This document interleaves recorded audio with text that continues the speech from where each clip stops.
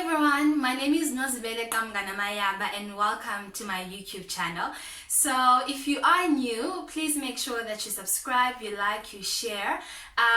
2 weeks ago when I was sharing the last video, I shared that we were on our way to about 500 subscribers.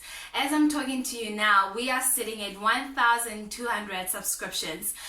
So this is really exciting. Trust me when I say that I read each and every one of your comments. I try as much as I can to reply back. If there's anyone that has a question regarding like what I said, any other question that they may have, I do really enjoy learning from you, and I can only hope that you enjoy learning from me too. So it's really exciting. I'm really excited. So on social media, I did share what we are going to cover today. Today we are going to cover HIV and insurance. Whether it's health insurance, property insurance, whatever the case may be, medical aids. Basically what I want to discuss is how your HIV status affects whether it is your premiums or whether or not an insurer takes you under one of their covers, and how does that affect your cover at the end of the day. And as usual, I'm going to talk about a personal story in terms of what happened to me over the last couple of years and where I'm at now.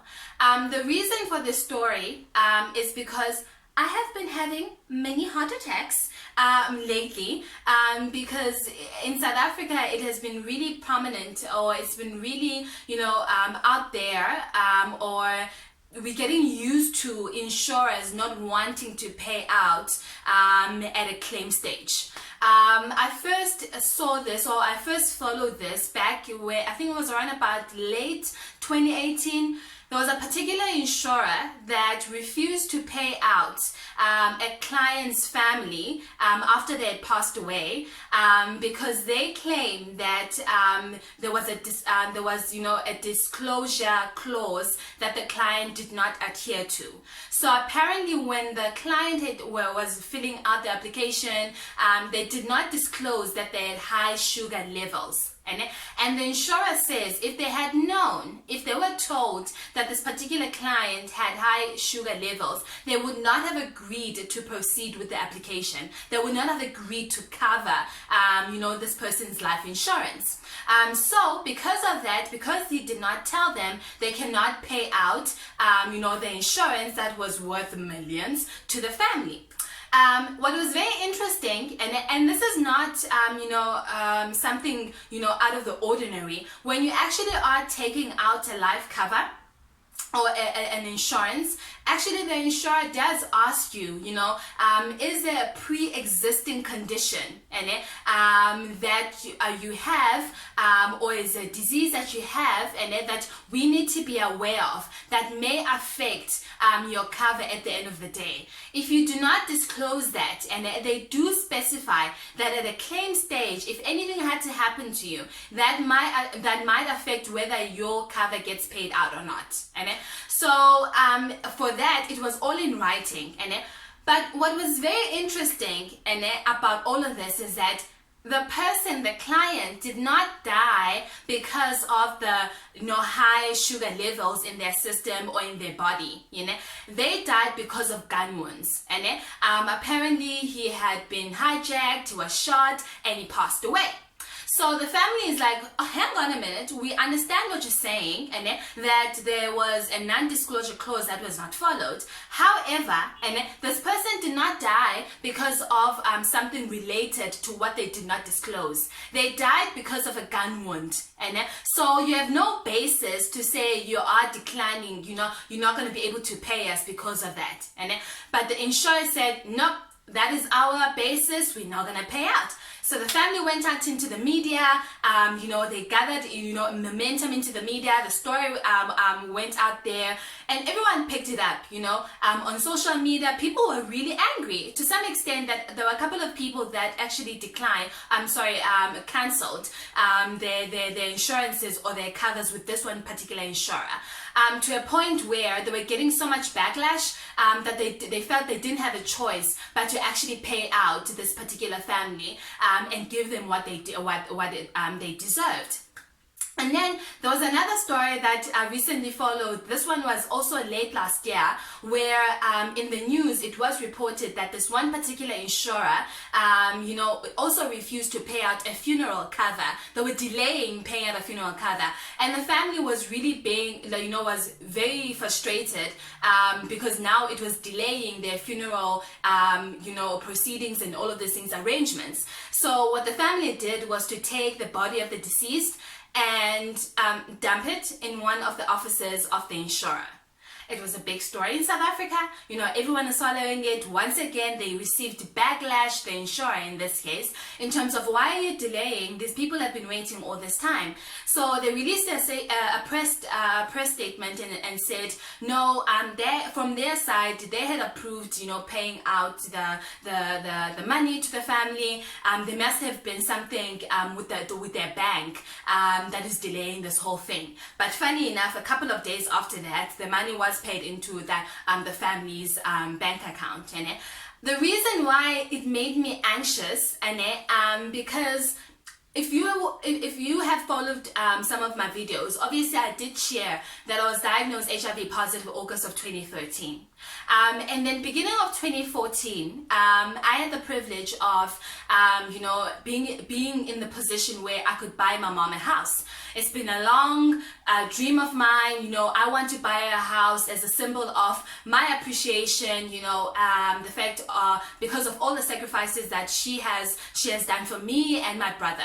So 2014, we went to view houses. She liked this particular house, and I was so happy that I was now in a position to buy her this house. So I quickly phoned the bank, and they asked for, all my documentation, my ID, my payslip. I needed to fill out, an income expense form, just to make sure I could really afford the house. But although, I had already done that myself, so I knew that I could afford the house. So the consultant, was like, no, from our calculation, simple calculation, this is a given. Your home loan will be approved immediately. I was like, yes, in a couple of months, in a month or so, we'll be moving into a new house. Everything will be great. It wasn't a day when the consultant came back to me and said, unfortunately, your particular application was declined. And I was like, hang on, why was it declined? And she explained that there was a clothing account. I can't remember whether I had paid it later, or I had I really paid it badly, or I still owed a couple of rands, and it had been long overdue. So all of this affected basically my credit record. My credit record was bad to a point where the bank could not trust me to proceed with the particular application. So I was mad. I was like, listen, that is probably true. I'm not disputing that, but compared to the purchase of this house and how much that is worth, and then compare that to how much this clothing account is worth, it's ridiculous. I can even probably pay this particular clothing account immediately, all right? So it's pretty unfair, although I do understand the processes, but please review, and I promise this won't happen again.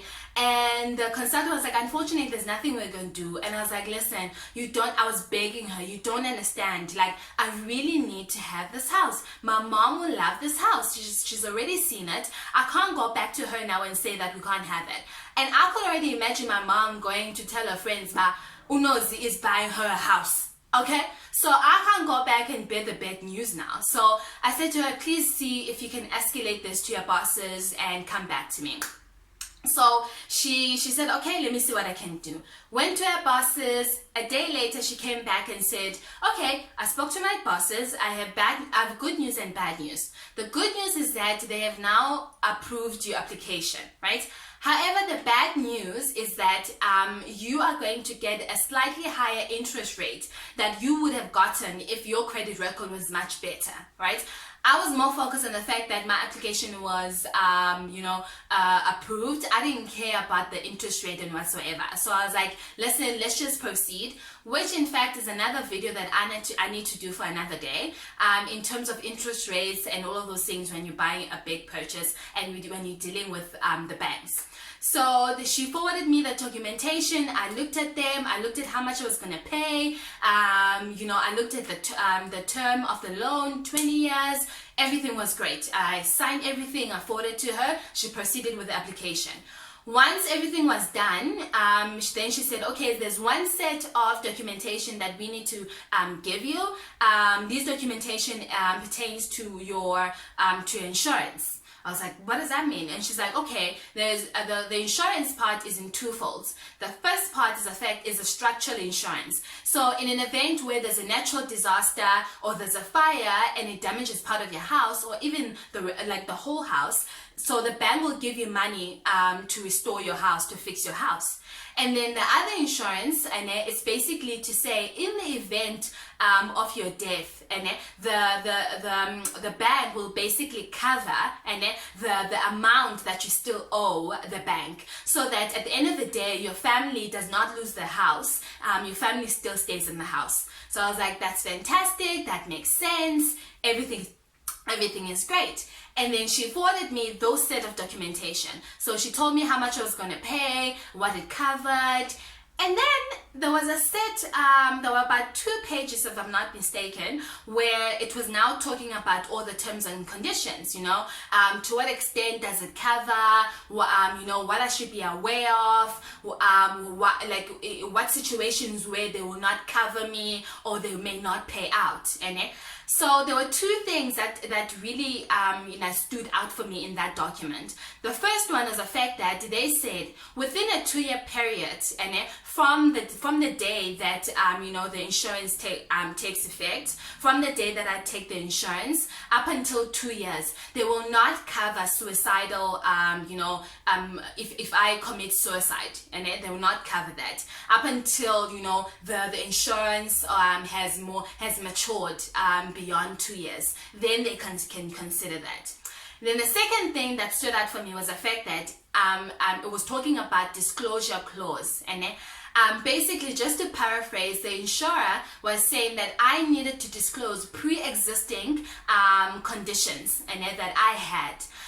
Failure to do so, if anything had to happen to me, if I had to die, if I had to be diagnosed because of that pre-existing condition, and they will not pay out up until 2 years has passed. So within a 2-year period, from the day that I take the insurance up until 2 years, if anything had to happen within that period and I did not disclose a pre-existing condition and I pass away, and they are not going to cover me, they are not going to pay out the insurance.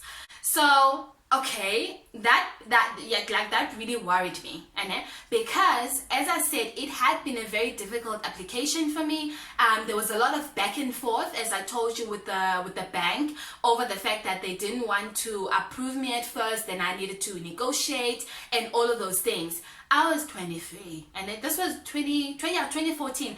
I was 23. This was the biggest purchase I had ever done. I had bought a car before, but this was by far my biggest purchase that I had ever done. So it was really scary, and I don't think I had taken the time to really do my homework and find out all these things.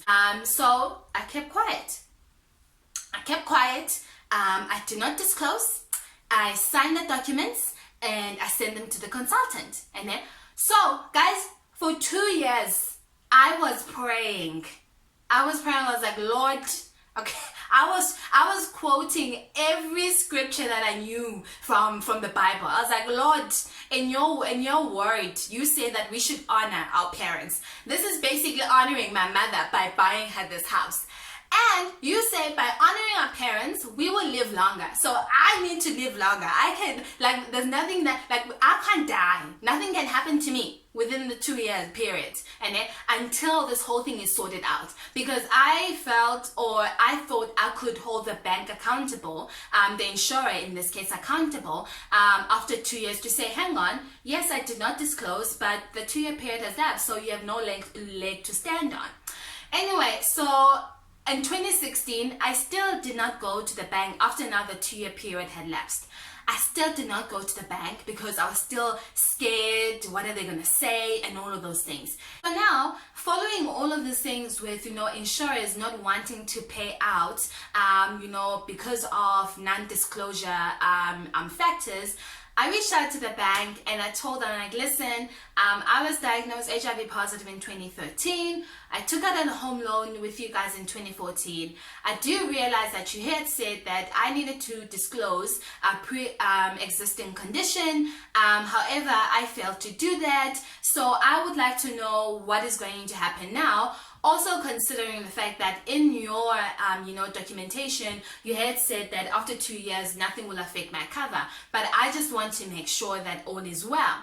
So I received a couple of days later an auto-generated email that basically said, we will evaluate at a claim stage. I was like, okay, a claim stage, guys, will be when I'm dead, okay? A claim stage will be a matter of when my family needs to, organize all of this thing to make sure that they're not being kicked out of the house. I won't be there at a claim stage. And the conversation that happened when I was taking out all this insurance was between me and the bank. So I immediately reached out to them. Listen, I went on social media. I didn't readily, talk about what happened, but I went on social media. I was like, listen, particular insurer or particular bank, you need to come back to me, because there is something that that is not I don't understand. So please come back to me as soon as possible, because the email that I received from whatever consultant does not make sense.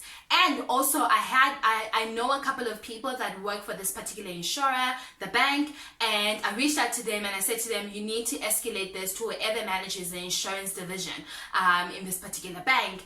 Thank goodness enough, this person reached out to me and said, they looked at my case and they said, you're right. Obviously, you do know you should have disclosed the pre-existing condition. But however, as we said in the document, the 2 years has lapsed, so this won't affect your cover. This is, okay, so the reason I'm sharing all of this is because this shouldn't have happened in the first place. This should not have been, this shouldn't have happened in the first place. Anything could have happened to me within those 2 years that could have compromised my family.